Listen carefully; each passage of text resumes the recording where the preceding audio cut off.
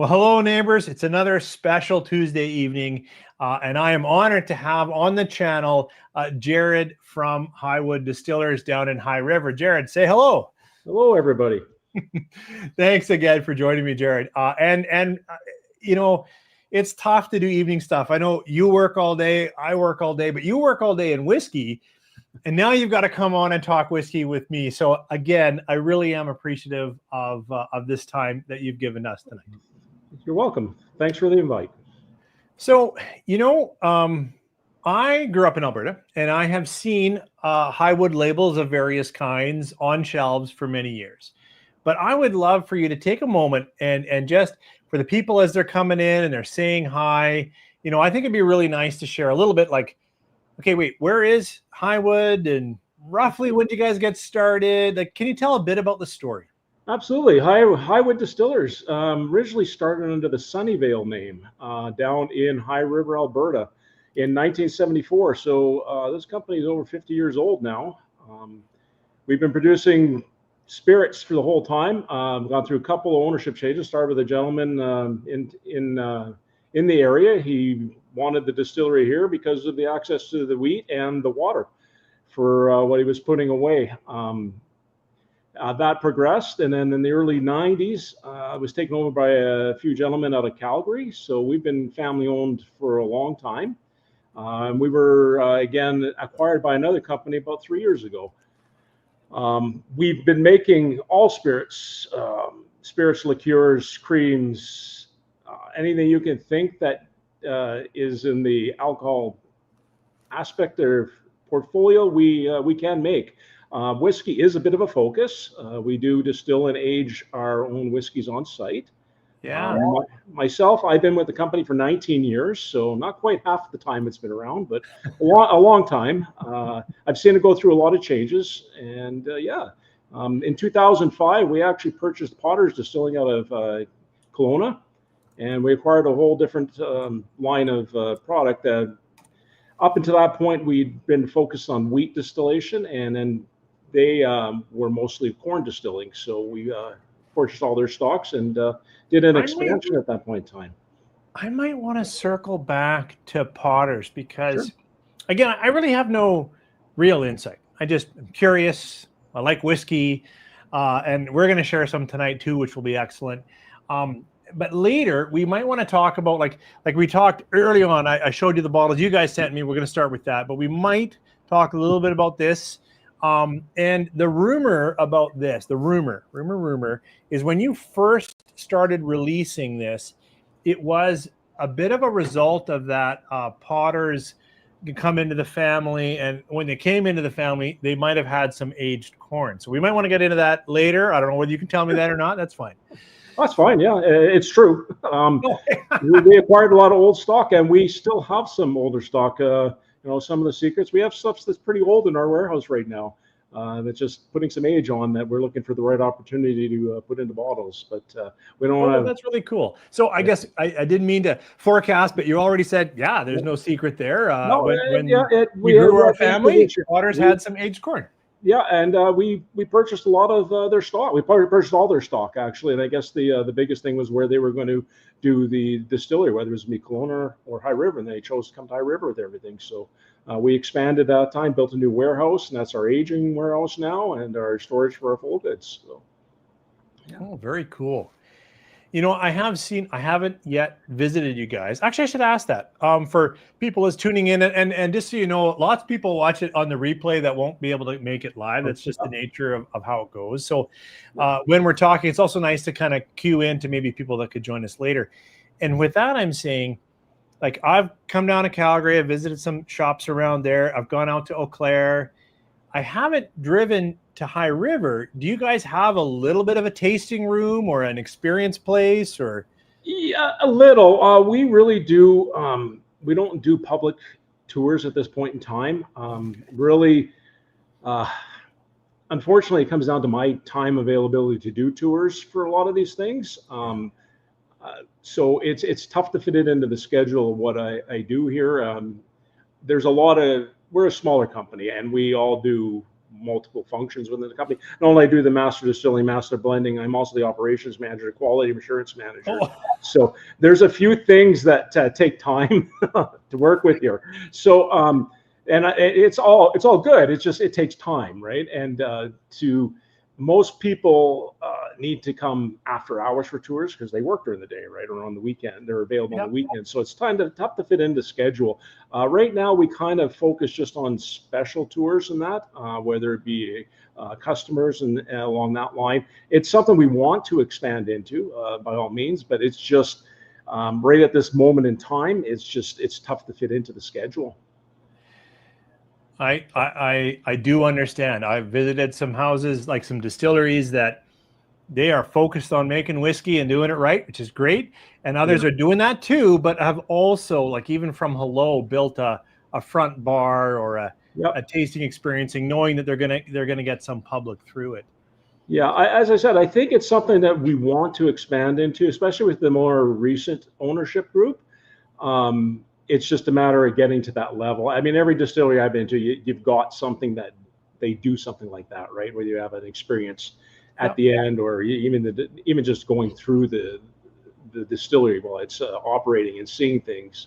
I think whiskey tourism is certainly a growing industry. I personally haven't made it over to Scotland yet, but I know by the time I get there, every distillery will have a robust tasting thing, because that's what I keep hearing. They're opening this. I just got back from Scotland, so yeah, we spent 2 weeks over there with the family. Oh yeah. Oh, okay, good. We only did one distillery, but it's tough. It's tough to fit everything into that 2 week. Again, time, right?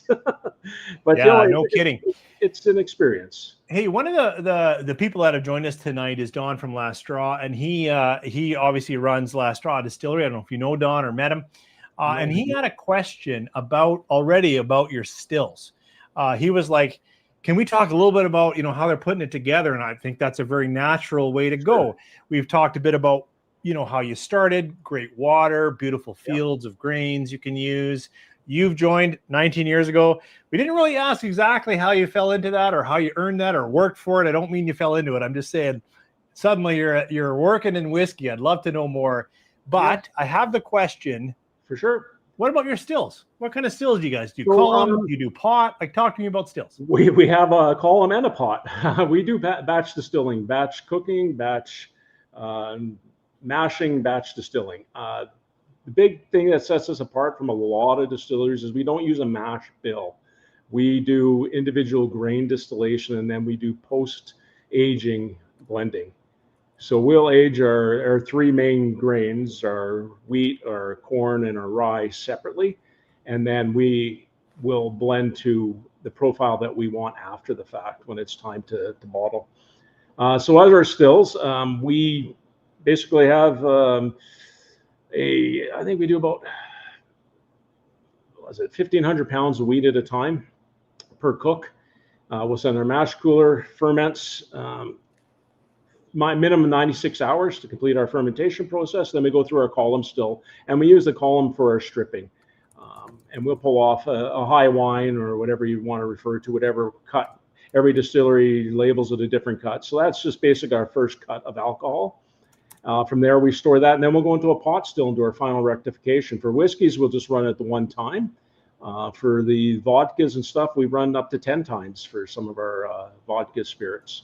Right, that makes sense. And at that point, we turn around and we blend it down and age it. We stick it in our barrels, age it on site. No secret, Canadian whiskey industry uses single-use bourbon barrels. Everybody's using them.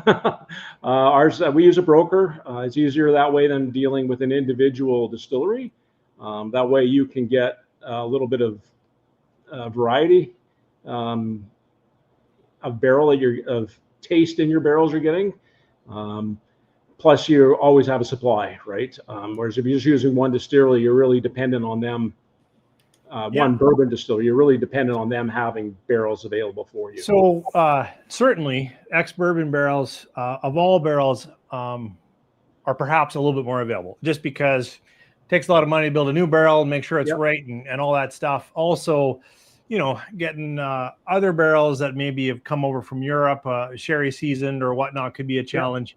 And ex-bourbon, as this audience knows for sure, Yeah. you're making bourbon, you're starting with new fresh barrels, and then you got to get rid of the barrels. And so the Yep. whole world, including Scotland and yourself, often Yep. use ex-bourbon. It's interesting to hear you go through, you've got a good relationship with the broker, and they get you the barrels you need. Now, have you done, I thought on one of your bottles, just imagined it, I was sure that I saw that it said, and then there was a 5-month finishing in a sherry cask. I was sure I saw that. So you guys have other casks you sometimes we play do with? very limited amounts. Yes, we do. We'll do some finishing in there. There's only the one product right now we finished. That's the 90 that you have on your counter there.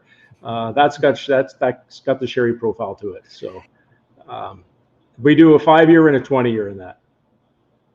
Oh, I lost your sound.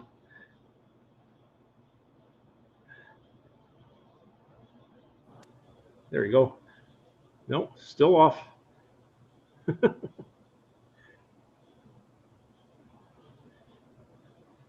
You can hear me though. I'm trying to read lips. I am hard of hearing. Reading lips, I can do. No, that's all good. Can you hear me now? Yeah, I got you. That's weird. I thumped the table and it muted. Yeah. That was You funny. got all excited about the 20-year-old. I am excited about this. And the reason I personally am excited about this is it is one of your products that I a few years ago, this is an older bottle, Yep. was able to find a like a honey, what do you call a honey pot? Like when you go to a store that's just like, these aren't moving that well. And so I bought a few of them because I really quite like this liquid. Yeah. It's I think it's a very sweet, very It's a well-rounded 20-year-old whiskey. It's good whiskey. It's a good mouthfeel. Like this is something that I enjoy. Now this one doesn't mention the sherry finishing, but the one that's at Wine and Beyond just down the street, they still have one. It's a white label. That's the one that on the back. Yeah, it was the same. It was, It's the same profile, same whiskey. We just focused on what we did with it on the new label. So there is sherry finishing in this one too, even though it doesn't mention it on the label. Yeah, exactly. It wasn't used as that looks like it's the first iteration of the label. So we've gone through three label changes on that one. So we've expanded things, and when we first put that out, I think that I want to say that came out. That's got to be almost 15 years ago now. Yeah, 14 years ago, our first batch of that came out. So you think back 15 years, the Canadian whiskey scene was very good. It was really, I don't want to say a low point, but people didn't give it enough credit, right? So focusing on what we had and promoting it didn't come to the forefront. So you guys sent me this bottle. I have not opened it, and I will say I don't think I've ever had it. Okay. I'd like to talk a little bit about this bottle. It says Highwood Distillers, Canadian Whisky, 40%. I don't see a lot of, it talks about prairie wheat. Yeah. No additives, but not a lot on the bottle. So can you help me understand while I open this up a little bit more about this whiskey, what goes into it? Like you don't have to give ratios or percentages, but what grains are in here? Is it ex-bourbon? That kind of thing. Yep. So the Highwood, I've got one here too. This was our namesake brand once the brand changed over to Highwood Distillers from Sunnyvale. Highwood whiskey's been around for longer than I've been with the company. So I'm going to say 30 years we've been making that Highwood whiskey. It's a 5-year-old aged whiskey. So it is actually a fairly well-aged whiskey for the dollar value that people pay for it. It's made primarily with wheat, and then we will flavor up with a little bit of rye in it as well. And as you said early in our hello, your style typically is to distill and age up your corn, distill and age up your wheat, distill and age up your rye, and then do a blending later when you're making and releasing a whiskey. Is that still correct? Correct. Yeah. So we'll go and select the barrels we want for this blend, making sure that it's the 91% or 90.9% or the actual age required. We don't put an age claim on the label anymore. With the whiskey industry, it's very tough to predict your futures. Sure. And if we ran into a problem where we had 4.5-year-old, we wouldn't be able to release the Highwood out there, right? So right. By mixing some older or younger, we can get the profile that we're looking for. Right. And when you say mixing older, younger, like you're sharing with our audience, like it's typically a 5. You feel pretty good. It's around a 5, but it could be a bit of a range, a little bit younger, maybe a little bit older, like you're blending it for. So you said earlier, I think, that you're the master distiller and the master blender and the operations manager, and probably some other things. Yeah. Amongst a few things, yes. But so you're making the cuts on the still. Like when I think of a master distiller, people that I've met, you're making those decisions. This is the right kind of grain. You're doing the length of fermenting that you want to do, all of that stuff. Is that like that's mostly your wheelhouse? I'm not so much the hands-on anymore for that aspect of it. I have a team that I give guidance to more so than monitor it, but to do the actual switch the valves and that sort of thing, I'm there to guide them. Okay. Yeah. Okay. But then I think you also had the term master blender. So when you and a team, like you're sampling barrels, you're not releasing different proof points or percentages that I can see. It looks like 40%. This is a liqueur over here, but like you tend to release more 40, although that older corn one that I keep showing, the 90, 45, that's for 90 proof. That's where their 90 came from. Yeah, for sure. Yeah. Well, and I had I don't know if it came from you. What did you guys make 100-volt something or other once? We do 100-volt. That's 50%. Yeah, that's at 50. So you do have some other percentages. And we are talking of releasing some of our older limited stocks and doing some limited releases and such. And those are we're playing with the profiles, and we'll play with the alcohol percentage to see what gives the best taste. The Highwood and the Centennial, they've been 40 all along. So to make that change just doesn't seem the right change for the profile we have. So mostly wheat, spiced up with rye, around 5 years. 5 years, yeah. This is definitely 5 years. We've been using 5-year plus for the last 7 or 8 years. We came back into our stocks, so we're able to maintain that age in there. But no corn in here. No corn in that one at all. Because aged in the bourbon barrel. What's that? Aged in the bourbon barrel. Well, and my palate, my nose. Sorry, I can tell. I'm nosing. I'm hoping you got a bit in here. We're going to share a little bit. This is a sweet and vanilla, and I'm getting some of that ex-bourbon like caramel toffee, like those kind of sweeter notes are pretty quick in the nose for me on this one. Yeah. A characteristic of our wheat is the vanilla. Subtle vanilla. We found that the wheat that we're getting and we distill it does give hints of vanilla. Yeah, I'm for sure getting that. Yeah. What else should I be digging out of here? Do you got any other notes for me to pill out? Sorry? When you nose this whiskey, what are some other things you get? Well, for me, gosh, you get a little bit of the butterscotch and a little bit of honey at times. Sometimes you have to work for it. You won't necessarily get on the nose. I have to open mine up now too. So. Well, the thing you just mentioned, some of the same things that I'm getting. I do get some butterscotch and sweeter things, vanilla for sure. Yeah. You'll find that with the Centennial is also a wheat whiskey, so it's just the older brother of this one. Yeah, it's. So we've talked about the brokerage and the ex-bourbon, a few other casks. Do you use any new oak in any of your whiskeys? We have not used any new. Again, the new barrels are harder to come by in Canada. They would have to be you'd have to work with the cooper out of the States for most of those. But we haven't introduced any new, like brand new unused wood. We usually use, we've always used the single-use bourbons. Yeah. Okay. Anything else on your nose? I'm not getting a ton of spice right now. I might be coming with the rye when I get into the palate, but yeah, it probably would. Yeah, it's not so overwhelming in the glass, in the odor or the aroma.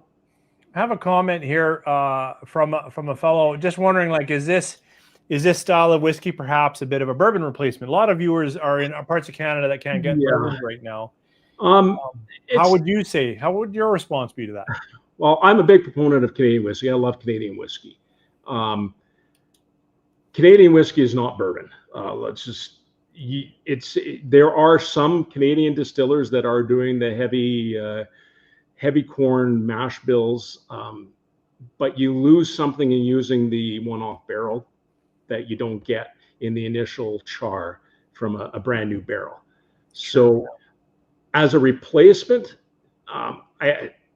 you can drink it. You can drink it with anything. You can mix it with anything, but it's not bourbon. Like, you're not going to, if you're looking for a bourbon replacement, it's tough to say Canadian whiskey is going to give you that. Yeah. Well, I mean, Jarrod, some of the viewers here have seen there are a lot of younger craft distillers that are sourcing new oak. A couple have spun up their own cooperages. And as you described, and that's how I would respond to the viewer here, I do have probably 5 or 6 Canadian whiskeys that I would say these are pretty close to bourbons. But one of the core characteristics for me, it's a mashed product, so it's not a blended after. I believe there's some synergies that are happening with the grains. And a key thing, as you said, is that fresh charred oak, that a once used or twice used or whatever, you get different things and interactions going on, but I don't think you get that same oak. And even on the nose here, I would hope anyone here would know this is a Canadian whiskey. This is not a bourbon. And the wheat is a more subtle grain in itself as to corn anyways. If you were to taste it against our Potter's 4-year-old, you would get more bourbon overtures from that than you would from the Highwood line of product, because it's wheat. You might have had a sip, but cheers to your health, Jarrod.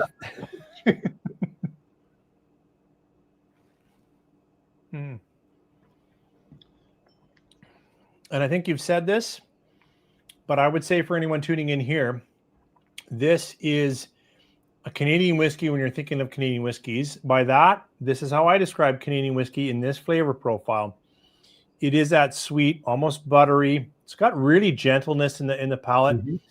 The more I chew, and I need now I'm in the finish, but I get a little bit of rye spice, little not heat exactly, but just a little bit of this light peppering. It's not like cracked pepper, but a little bit of something perking up. A very the kind of whiskey that you can sit on a deck and enjoy, and you might have a little bit too much if you're not careful, because it does seem to be pretty gentle across the palate. And it's a pretty in the store, I don't know what our Highwood is actually retailing for these days, but it's more in the I wouldn't say economy, but in that lower price range. So for a 5-year-old whiskey at that price, it's a really good value for what you're getting for what. Absolutely. And we're really proud of it. It as Canadian, I think just like Canadians, a lot of things about it are subtle. But gentle across the palate in a good way, and lots of. I don't want to overemphasize it. I might be a little sensitive to sweetness, but lots of sweeter notes, both on the nose and in the palate. Thankfully, now actually in the longer finish, I'm getting just a little bit more heat, and I like a little more heat in my whiskey. I mean, and again, everybody's palate is different too, right? Oh yeah, for sure. Everybody's got a different preference to what I do have a sweet tooth, so I like my whiskey a little bit on the sweeter side. So that might be why you're seeing it a little sweeter. and that's fantastic. It's fantastic that we all enjoy whiskey in a variety of ways. Like, I tend to drink any whiskey neat, and then if I'm really hot outside, and I might put a block of ice in it, that I got some beastly cast strengths around the 66%. Well, I definitely water those down. Those beat you up. As I say to anybody I go through and I explain the whiskeys for, I just really appreciate that if they try it neat first. Once you taste it neat, mixing it, ice, whatever you want to do at that point, it's got to be what makes you want to appreciate or drink the liquid. If you're being forced to drink it neat, it's it's just not right to force people to do things. But I do think that tasting it first, as it's meant to be, straight out of the bottle, is always the best way to appreciate it. And then you can, as I said, you want to mix it with ginger ale, go ahead. Yes, that's your dial call. it into how you want. I saw you lean in. The question was just about availability. Your whiskeys, they are everywhere in Alberta. But do you have other market entrances? Do people order from you? How do other people get your whiskey if they're in Quebec? At this point, we do not have representation on the shelf in Quebec, and we do not ship direct from the distillery. Alberta is probably our biggest, BC our second biggest, and Ontario is a big market for us as well. We've moved under the Caldera umbrella, so we were bought out by a company called Caldera. Yes, Centennial is in Ontario right now, and they're out of Nova Scotia. So we get a footprint out in Nova Scotia right now, and we are trying to explore getting into all the other markets. So yes, LCBO does have our 10-year-old Centennial available right now. They also have our White Ale out there as well, which is something a little different. Yeah, I'm going to ask you about that in a minute too. But I want to open up this Centennial. Now, this is the Centennial, not the 10. It's the age claim came off because we were having stock issues, right? So in order to maintain inventory, we took the age claim off so that we had a little bit of play in there. Right. The youngest I've ever had in our Centennial is 9.5. Oh, okay. Right now we're a blend between 10 and 12. Sure. So okay. some of the newer stuff. So even though it's not here, it's not in the back. Yeah. It's somewhere in that 10 to 12. This is a fresh. I think it's a current bottle, so it's somewhere in that range. Yeah. So the last the last 6-7 years we've been at that 10-year age. So. Right. And we are, from my understanding, we're going through a little bit of a label redesign on that one. So look for a new label coming out in the next 6 months on that one. So tell me about this whiskey, though. Tell me about Centennial. Tell me what you can about what went into it. Anything you can share. This is the older brother of the Highwood. The Highwood being a 5-year-old wheat base, the Centennial is a 10-year-old wheat base. So wheat and rye again. You're going to get a lot of the same taste, just they'd be a little more developed, I guess, because it's been in the barrel that much longer. You're going to get a lot of the same profile that you find with the Highwood.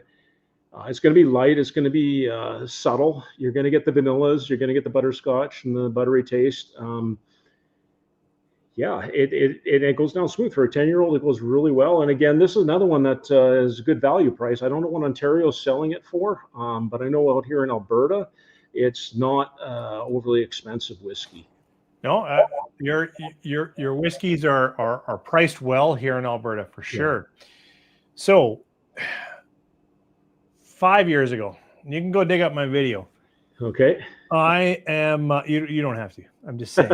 I had a Centennial 10, and I had reached out to someone. I probably got the wrong email, and at the time, I thought the information that I got back was that it had come out under the, you can call any whiskey in Canada a rye. That's part of our legal, and I have read all of the laws because I get into battles all the time about the 909 rule and all of that stuff. But it is true. You can make a whiskey, you can make 100% wheat whiskey, and you can call it a rye. Exactly. I thought at the time in that video, I say as much to people watching. I said, I think this is only wheat. At that time, the label was a little different, and it didn't say rye on the back. I mean, it says rye on the front, like it does now. Yeah. And I thought it was 100% wheat product. So I'd like you, Jarrod, if you could set me straight. Is there rye in this? There is rye in that. It's not a large portion. It's well under the 9%. But there is a little bit of rye in there to add just a little bit of flavor that melds well with the age that this is. It blends in really well with it, and it doesn't overwhelm and bring those spices to the front. So is it close to accurate that these are similar? What do you call it? Blending bills? Because they're not mash bills. They're I guess they're blending bills. Yeah, they're very similar. I believe there's a little more rye in the Highwood. Oh, in the Highwood. A little bit more in the Highwood than there is in the Centennial. Yeah. Okay. Yeah. Okay. But yeah, they are the same family. Like they came from the same wheat. So the wheat that I don't use in this, in 5 years is going into this. Okay. So sitting in that barrel does a lot to it, though, for those extra 5 years. Okay. You're doing a comparison now. Well, it's certainly. It's like.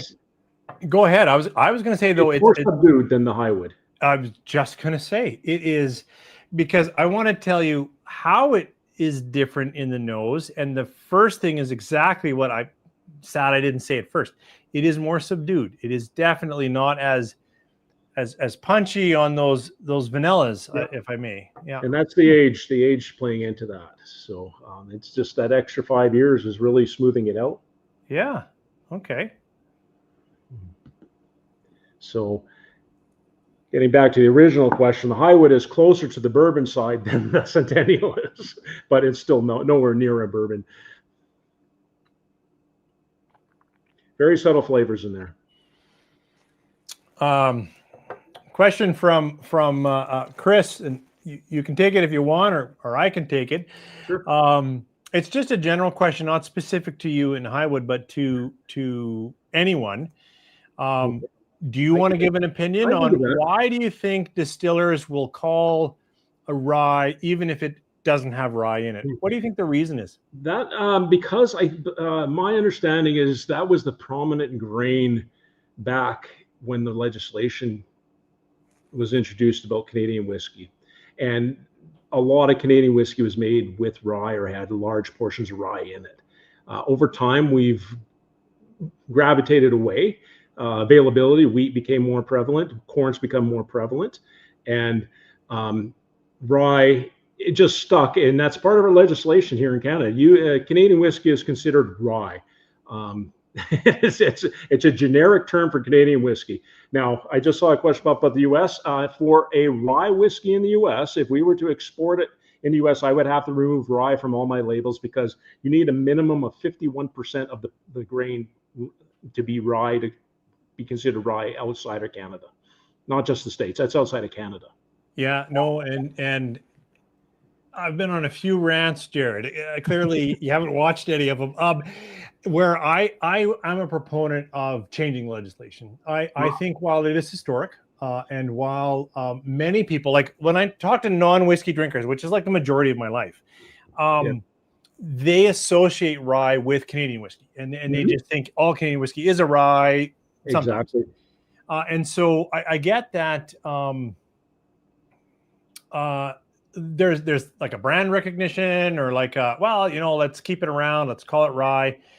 I think we've entered another age in whiskey consumers, or at least I want us to be there, which is a bit more transparency. A lot of the bottles that have become favorites for me and the people that I talk to are the bottles that tell you ridiculous things. On this day, the distiller had 2 boots, and that day he had 1 boot, and that's why it's funky, because the 1 boot walked through a field. Like, sometimes it's ridiculous, but I do like transparency. And so I'm a proponent of a couple of things, Jarrod. This is different. This is not industry standard by any means. One thing is, I believe we should look at the international standard to say, look, if we're going to call something a rye, it better have 51% rye, just better. Or more. I agree with you. I think if there's no reason to leave rye. We've kind of moved away on that. Like your Highwood, we dropped the rye off of that. It's Canadian whiskey on there now. Yeah. I think you'll see the Centennial I think we're dropping the rye on there as well going forward when we make that label change to it. And I totally support that. So. This is a tough one, but I'll share it because I've said it many times on videos. I have probably the majority of bottles behind me are natural color. Now, there's lots that aren't. And we're going to get into your White Owl in a second here. I disagreed with someone of incredible respect, and we might disagree, and I got to know you, but where he talked about product variation and how if he doesn't put color in the small runs that he does, then you'll go into the store and one bottle will look like this, but then the next box they opened, because it's a different batch, might look like this, and that will turn some people off. Like, well, I expect it to have this color. I expect it to have that color. And so I can respect that from hey, we want our whiskey to look this way all the time, so we will vary the amount of color because not every cask throws the same color, even if we're getting the right flavors. Mm-hmm. But I like to hold up a glass of whiskey and I like to look at that color and think about it. So I have 10-year-old stuff that is so pale and almost like your White Owl. Mm-hmm. And I have 3-year-old stuff that looks like tar. Yeah. And that tells me, like, if I know that the cask is new oak, I'm like, where are they roasting that cask? How are they getting so much dark color out of regular? Or if I know it's a sherry cask, then I might think, was it like really rich sherry, like kind of a wet cask? Like, it tells me something that colored whiskey doesn't. I guess so. But just know when you color a whiskey, the amount of caramel added is so minimal to get you color. All it does is change the color. You put a drop, like you take a drop of caramel, you drop in a liter of water, and it turns brown. It doesn't take much of the caramel to change the color. And yes, the consistency batch to batch is very important for most consumers. I mean, not everybody, but for most. So yes, you get that on the shelf. If you have two, the lighter one and the dark one, everybody associates richer with darker. Well, and to be clear, Jarrod, when I was talking to Cooper Sleeman from John Sleeman & Sons, and they're one of the people that do have a bourbon product. I mean, it's Canadian, so you can't call it bourbon. Yeah. And he was saying, John, like he's talking to me, you don't make us any money. He said, like, that wall behind you, half emptied bottles I've seen for half a year. You're not who we're selling to. I mean, he said, we're making a craft product. We want you to appreciate it. We want you to talk about it. Like, he wasn't being negative toward me. I don't mean it like that.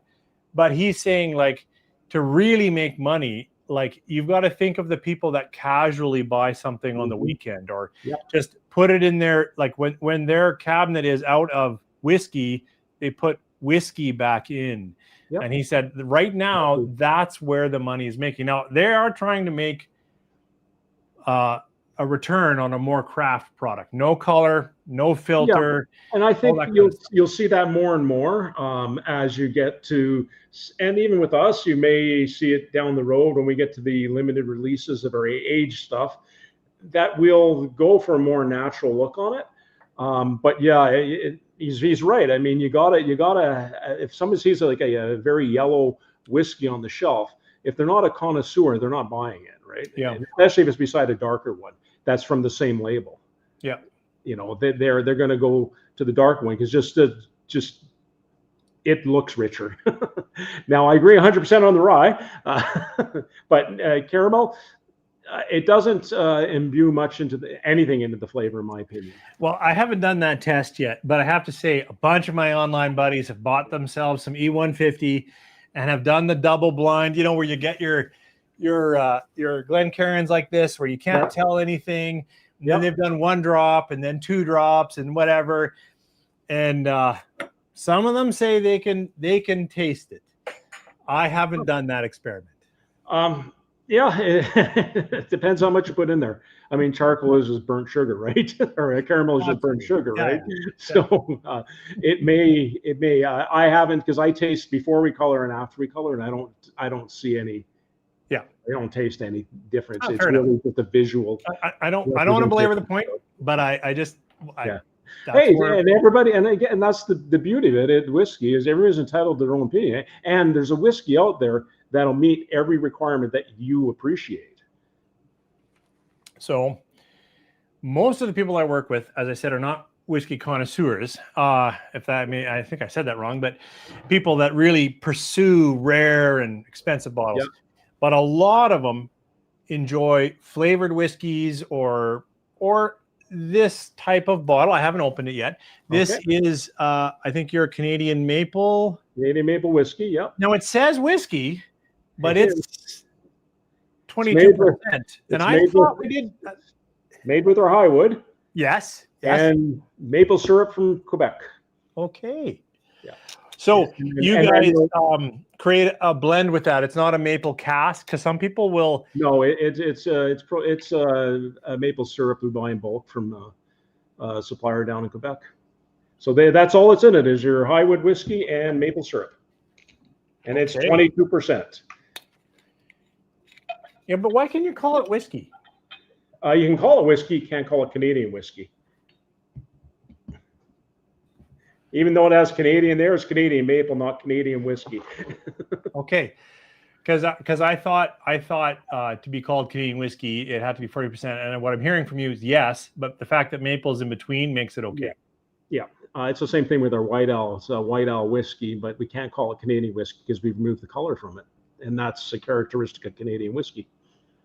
So what do you got here? Well, while I'm smelling this, you gotta have some sweetness in this one. This is sweet.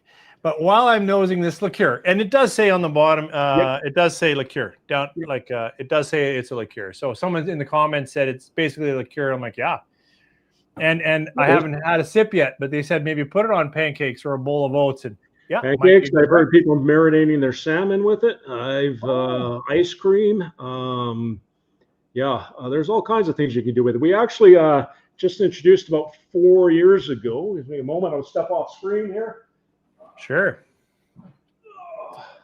Yeah, this is for anyone who's watching this. Another member of the line here. So this is a maple cream.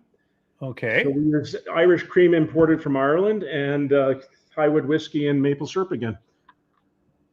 And that really goes good in ice cream. Yeah. Well, I'm going to have a little sip of it. Cheers.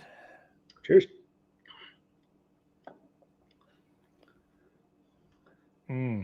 So it's purely Canadian, Canadian whiskey and Canadian maple syrup. Wow. It's a liqueur. I don't drink a lot of liqueurs, but it is like my wife would like this. I mentioned to you when we were just saying hello, I started my channel to talk whiskey with people who like whiskey because my wife doesn't. She loves nosing it. She's got a better nose than me. But this is something that like she loves maple syrup, and I think she might enjoy this. It truly is just a sipping drink after dinner, or when you're sitting around the campfire or something like that. So it's a nice little finish to the day. Not overpowering. Oh no, not at all. You really get that maple coming through. I think I made a comment. I've got a number of like 60 plus whiskeys back there, and they kick you around.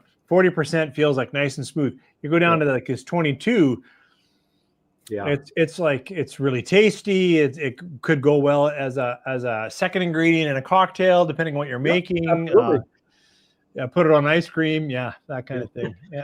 An additive to something else. Yes, it pairs well with a lot of things. So, but it's good. It's just a little bit of ice and just a little sipping drink afterwards, after a meal, before you get into the heavy drinking.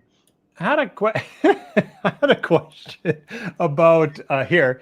Right at the beginning, you talked about location for water and location to lots of wheat fields. Sure.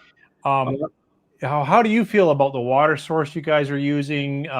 Keeping it good? Like how does that work on your whiskey? Well, the water source is our High River is built on an aquifer, and that aquifer is fed from the Rocky Mountains, so it's fresh. It's recycled regularly because it keeps getting new water introduced every year as a spring melt. We obviously process it through an RO machine and all that to clean it up. We don't want anything terrible coming out of it, but it's clean water. it's different than water you're going to get downstream, say on the eastern side of Alberta, where the water's gone through different municipalities, and the municipalities have been discharging back into it. Ours is fed straight from the mountains into High River, so there's nothing between us and the mountains that's interfering with the water. Oh, I think that's from what little I know about making whiskey. And you guys. One of Alberta's original craft distillers. I think you said 1974. What's that? 52 years ago or 50 some? 51 years. It'll be 52 in the next year. Yeah. Yeah. So you've been doing it a while, but I think you're like while you're still a small shop, as you describe all the work that you do. I think you have significant volume, and I think water is key to being able to produce whiskey at the volumes that you do. And availability of water more than anything, and being here is a good spot for it. You hear droughts in other parts of the province and such as you move further away from the mountains, obviously. But we've got a really consistent water supply and a really quality water supply. Awesome. And that's the key ingredient to distilling, right? Water, your grain, and your yeast. That's your three main, and then you throw in the barrels after that. So do you talk about your yeast? Do you share what yeast strains, or is that an in-house? We have a proprietary yeast that we purchase. That's we've worked with a supplier on. We don't culture our own yeast.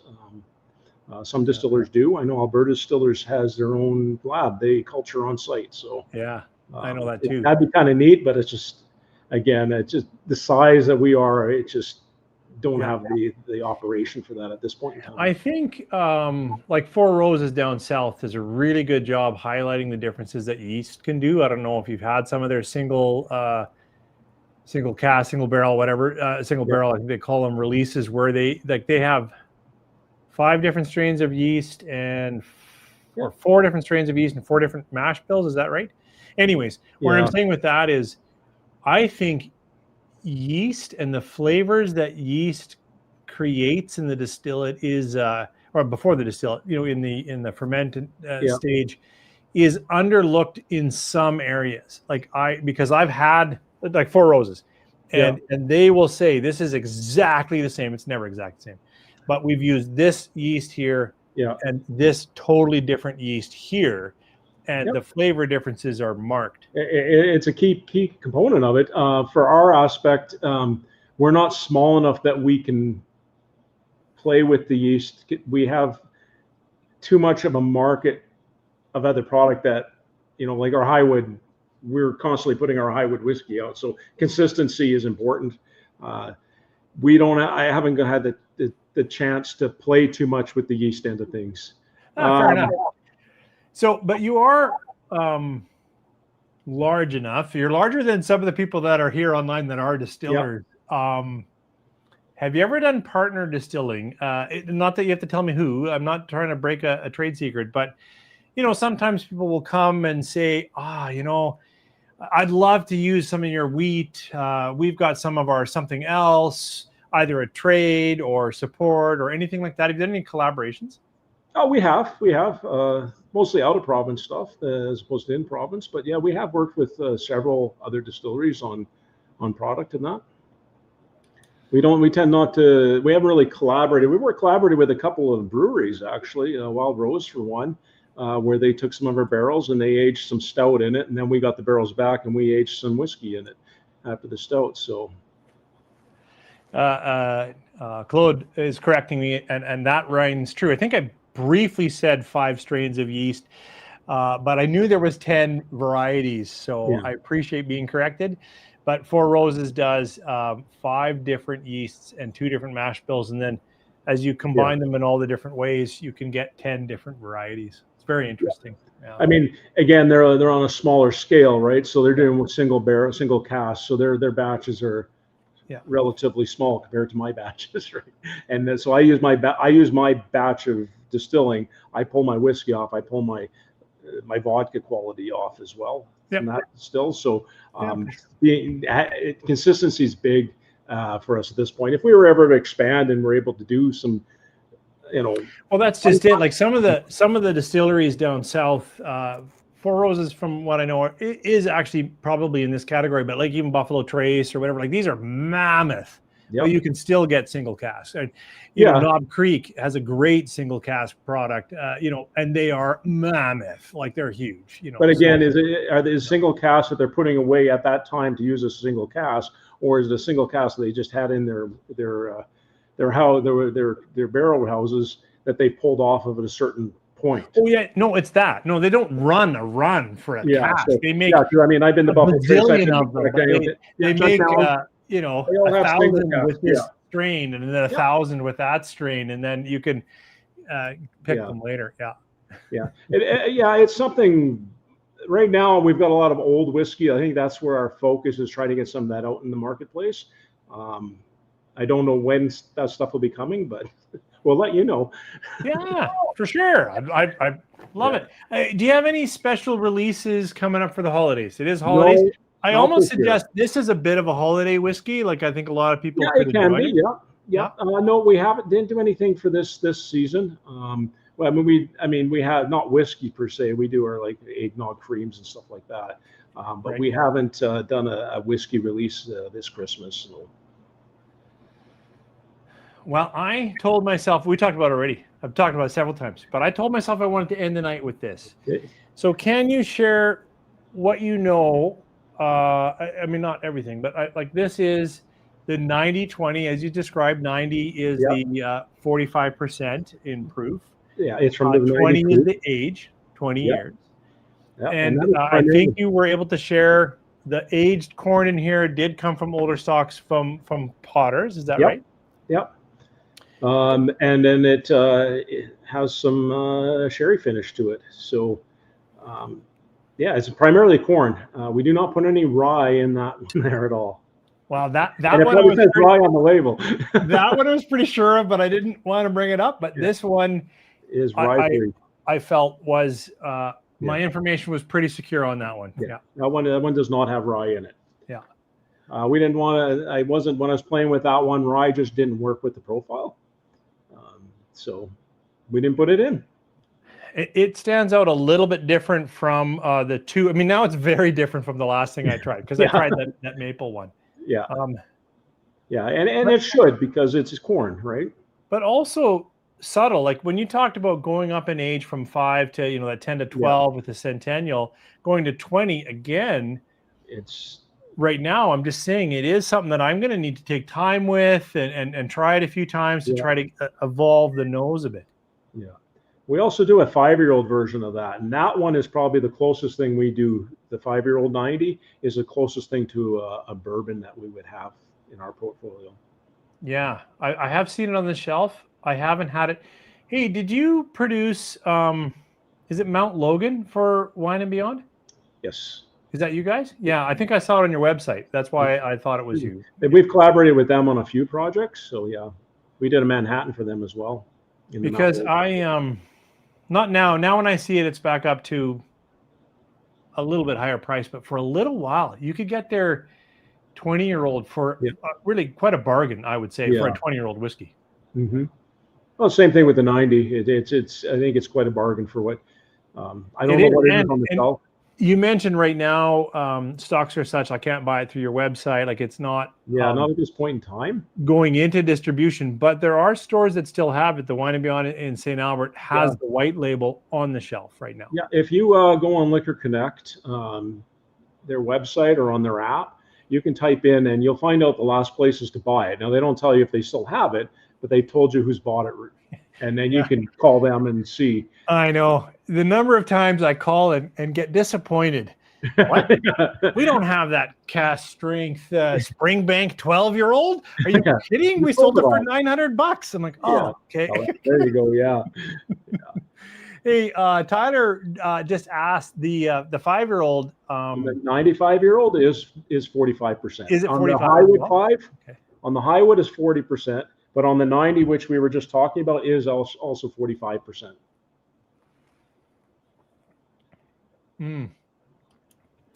So I want to say, I feel we've talked through many of your whiskeys. We've learned a little bit about your house and a bit about your approach to whiskey.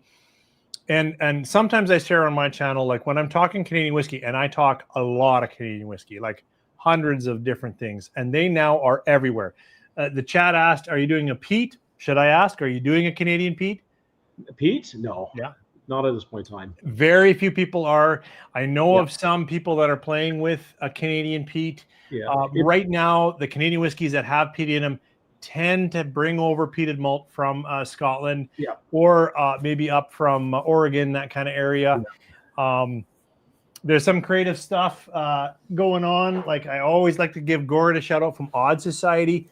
He got around. To be a craft distiller in BC, you got to use everything BC. BC green, BC there, BC everything, or you can't.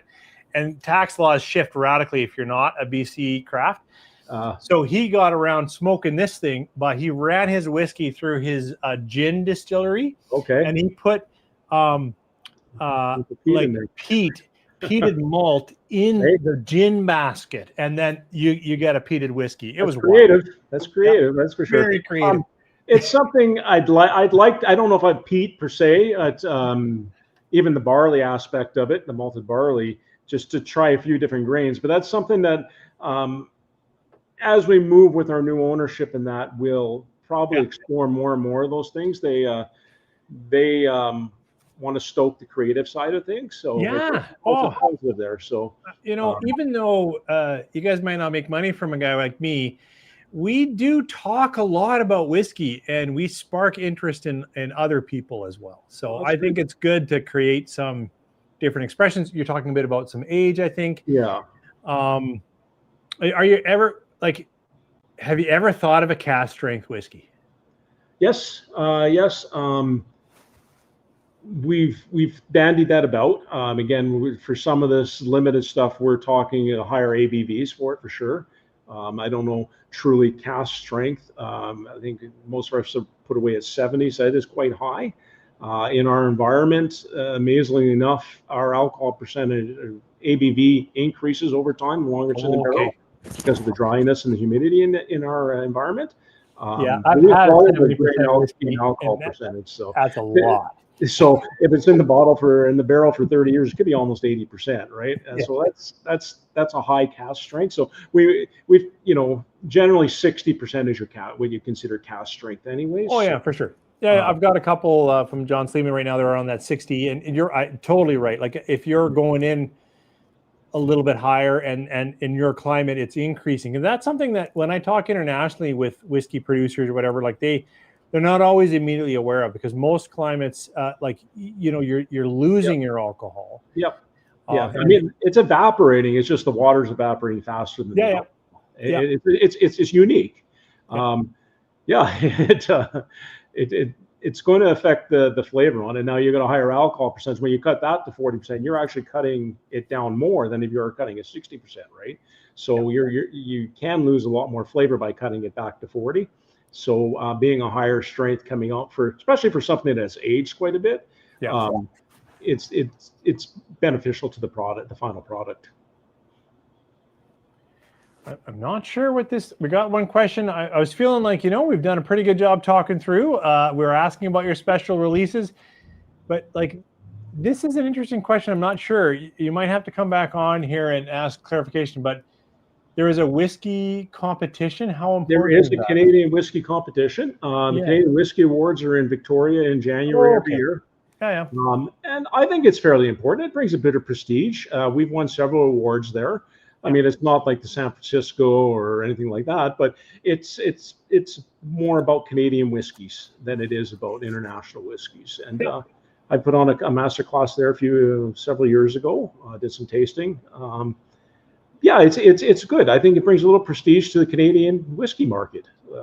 Yes, we've won some. Other people have won stuff. So it gets Canadian whiskey out there. Let's say that, because the longest time Canadian whiskey has been the ignored brother of the whiskey world, right?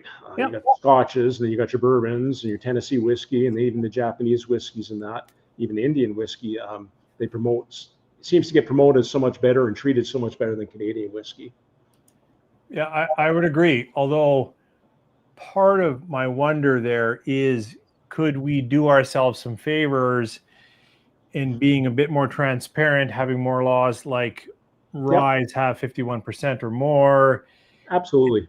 and we didn't really talk about the 909 rule, but that's another one that Davin Kergamo, who knows more than I'll ever know about Canadian whiskey, does a great defense of that, and the creativity involved, and how distillers around the world are jealous that we have this ability to do some interesting things. That aside, as soon as connoisseurs know that that's there, most people I talk to struggle with thinking, well, wait, what else is in my whiskey? I mean, that's where your transparency comes in, right? And that's the promotion of the product, and the marketing of it is telling people what's in that you've added to it. You could add anything that's aged 2 years in a barrel. You could add to it.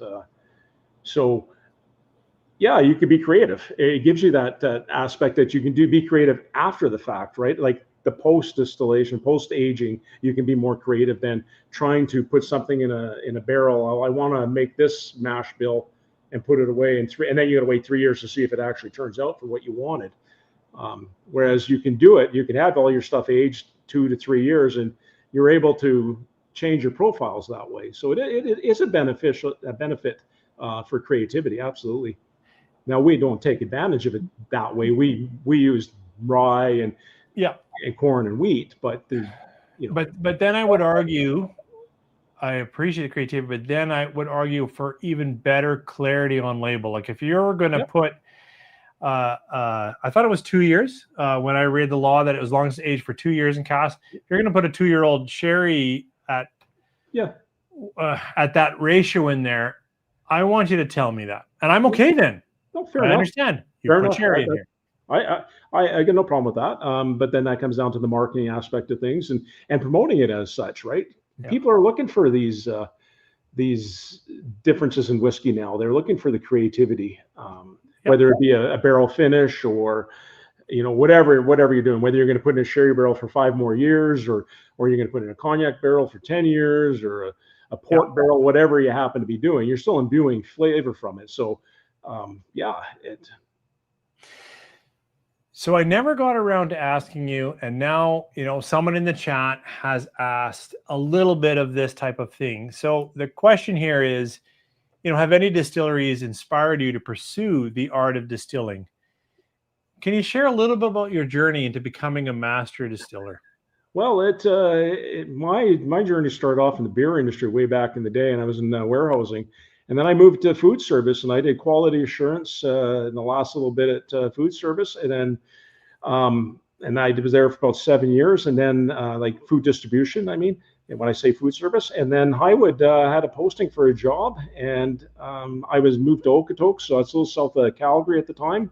And I wanted something closer to home, and threw my name in, and they brought me on board as a quality assurance manager at the time. So I mentored under our previous vice president of operations, who was in charge of all the blending and distilling at the time. I mentored under him for 3-4 years, learned the ropes of what we were doing. He unfortunately decided to leave the company, so it kind of got thrust upon me at that time, and I just kind of grown into the position, taken some courses, and I feel the mentorship was really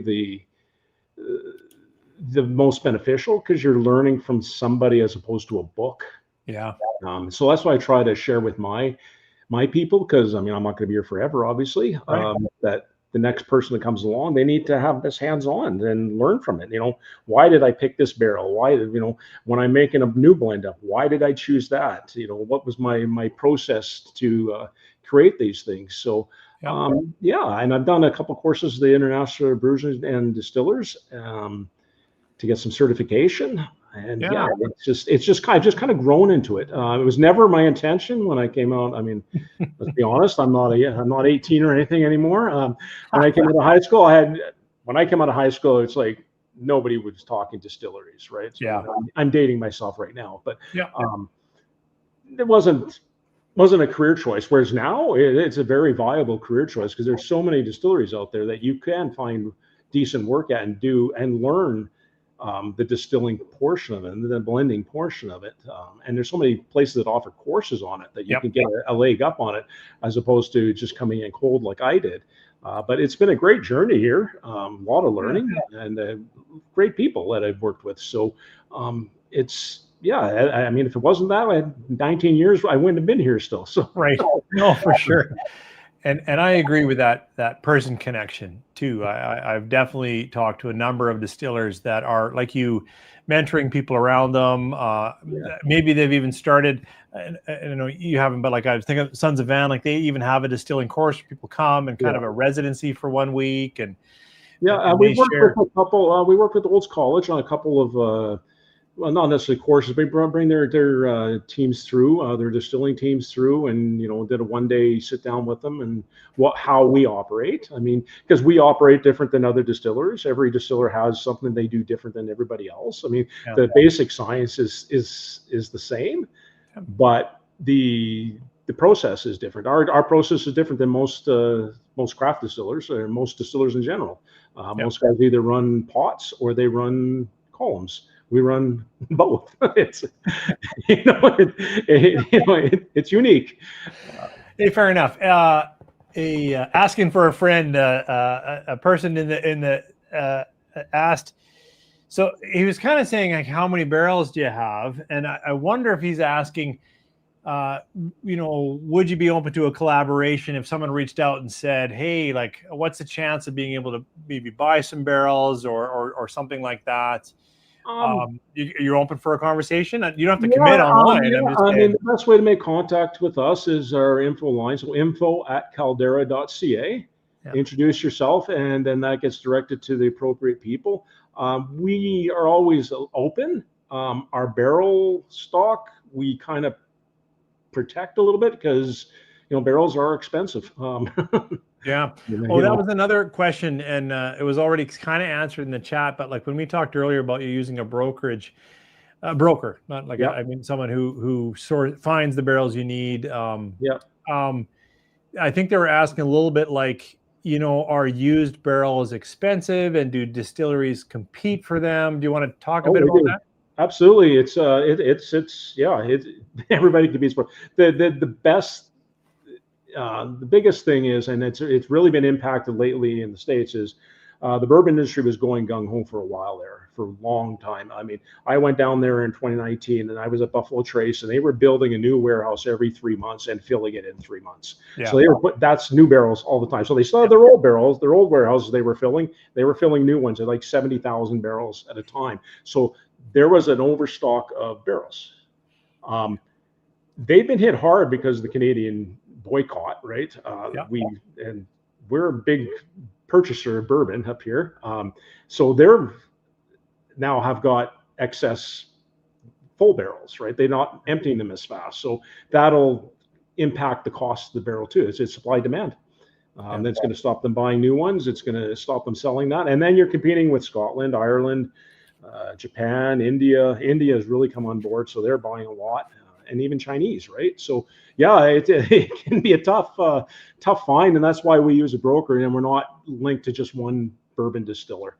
We're willing to take from several, which helps the availability of them. Now we only introduce a couple truckloads a year. We don't bring in new like 10 truckloads in a year. Like on a truck, you get about 300 barrels. So there's no way I bring 3,000 barrels in a year. I just want space for it, first of all. But we've got stuff that's been aging here quite some time. Nice. Number of barrels, I don't know what the last count was. We're usually between 16 and 20,000. So we're relatively small.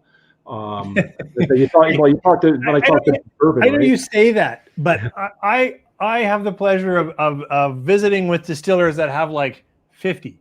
Like, well, that's a little different, but I mean, I've been with distillers like Alberta stores half a million there, right? Yeah, so, I know. And then you go to Jack Daniel, they have 78 warehouses of 80,000 barrels each. So do the math.